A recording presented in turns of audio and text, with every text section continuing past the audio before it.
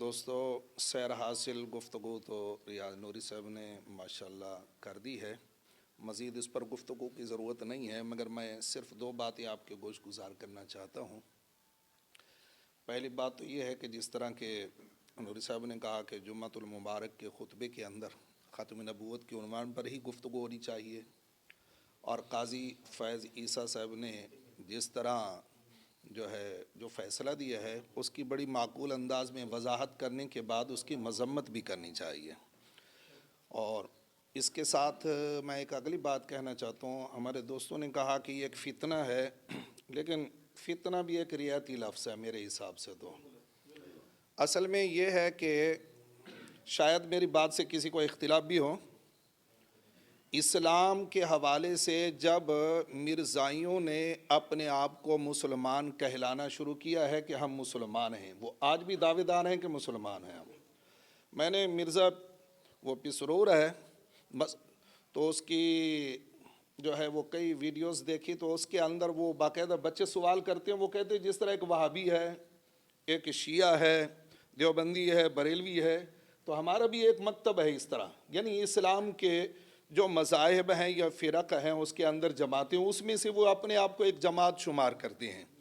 تو جب وہ اپنے آپ کو مسلم کہہ رہے ہیں تو پھر مسلمانوں کے جو عقائد ہیں ان کی اتباع لازم ہو جاتی ہے۔ اگر ایک بندہ اپنے آپ کو مسلم کہے اور مسلمانوں کا جو بنیادی عقیدہ ہے جس کو ایمان کا جز کہا جاتا ہے، جب اس کی خلاف ورزی کریں گے تو آپ اس کو فتنہ نہیں کہیں گے، آپ اس کو مرتد کہیں گے۔ تو مرتد واجب القتل ہے۔ مجھ سے ایک صاحب نے سوال کیا کہ یہاں عیسائی رہتے ہیں جی اور ہندو رہتے ہیں، دوسرے مذاہب رہتے ہیں، تو اقلیت کے اعتبار سے ان کے تو حقوق ہیں نا، تو مرزائیوں کے حقوق کیوں نہیں بنتے؟ تو میں کہتا ہوں اسلام کے اندر یہ گنجائش موجود ہے کہ کافر زندگی بسر کر سکتا ہے مگر مرتد زندگی نہیں بسر کر سکتا۔ اسلام میں داخلہ ہے، خروج کی کوئی گنجائش نہیں ہے۔ جو بندہ مسلم کہلا کر پھر مسلمانوں کے بنیادی عقائد کے خلاف جائے گا، ختم نبوت ایک بنیادی عقیدہ ہے، اس کے خلاف جائے گا تو آپ اسے فتنہ نہیں کہہ سکتے، آپ اسے کافر بھی نہیں کہہ سکتے، آپ اسے مرتد کہیں گے۔ یہاں میں نے کہا کہ شاید مجھ سے کوئی اختلاف کرے، وہ جملہ میں نے اس لیے بولا، ہمارے کچھ احباب ہیں وہ کہتے ہیں جی جنہوں نے وہ ابتداءً مرزے کو اپنا نبی مانا تھا وہ تو مر بھر گئے، اب تو آ گئی ان کی اولادیں، یہ تو جنم ہی انہوں نے کافر لیا ہے اور کافر ہیں، تو اب ان کو مسلم مرتد کیسے کہا جائے؟ تو اس کے لیے میں عرض کروں گا، اگر یہ اپنے آپ کو ڈکلیئر کر لیتے کہ ہم کافر ہیں، نان مسلم ہیں، پھر ہم کہتے ہیں ان کی اولادیں نان مسلم ہیں، لہذا ان کے لیے وہ اقلیت کے حقوق ہو سکتے ہیں۔ جب وہ کہہ رہے ہیں کہ ہم مسلم ہیں اور مسلمانوں کے عقیدے کی خلاف بغاوت کر رہے ہیں، تو پھر آپ انہیں مرتد ہی کہہ سکتے ہیں، کوئی اور ان کو ٹائٹل نہیں دے سکتے۔ اور مرتد کی صدا اسلام کے اندر وہ ایک ہی ہے، وہ ہے کہ وہ واجب القتل ہے۔ نمبر 2، یہ تبلیغ کرنے کے بعد مسلمانوں کو نوکریوں کا یا مختلف فوائد کا جھانسا دے کر ان کو مرزائی کرتے ہیں۔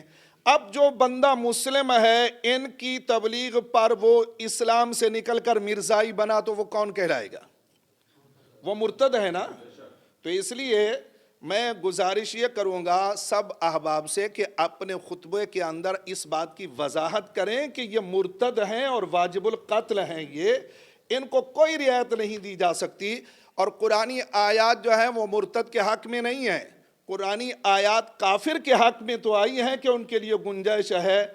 قرآن اور سنت کی روح سے جو بنیادی نصوص ہیں وہ اس بات پر دلالت کرتی ہیں کہ جو مرتد ہے وہ واجب القتل ہے، اس کے لیے کوئی اور گنجائش نہیں ہے۔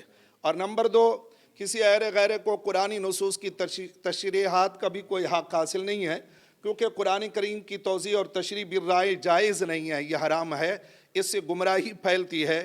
اس کے اندر جب بھی قرآنی آیت کی توضیح اور تشریح کی جائے گی، شان نزول اور محققین کی جو آراء ہیں وہ اصحاب رسول اور حضور سید المرسلین صلی اللہ علیہ وآلہ وسلم کے فرامین کے اصول کی رعایت رکھتے ہوئے قرآنی آیات کی تشریح اور توضیح کی جائے گی۔ اللہ کریم ہم سب کو اس فتنے کا سد باب کرنے کی توفیق عطا فرمائے۔ وما علیہ الا البلاغ۔